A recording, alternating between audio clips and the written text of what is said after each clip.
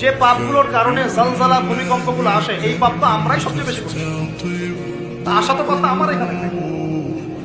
বুঝতে পারছেন না? মাদক দ্রব্যের প্রচলন বাংলার মাটিতে বেশি না কম? কত বেশি? প্রচন্ড রকম বেশি। বেশি না? নগ্নতা, বেহায়াপনা বেশি না কম? গান বাজনা বাদ্যযন্ত্র বেশি না কম? সংস্কৃতির দোহাই দিয়ে আমরা সবাইকে এগুলো শোনাচ্ছি কিনা? করাপশন, দুর্নীতিতে আমরা কত নাম্বার?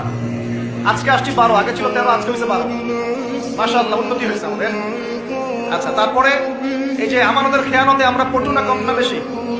একটা হাতি উপর থেকে আস্তে আস্তে এখানে মাছি হয়ে যায় কিনা?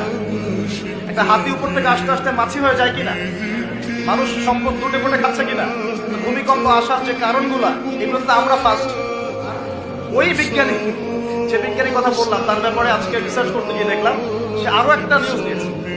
সে বলেছে যে খুব সাম্প্রতিক সময়ে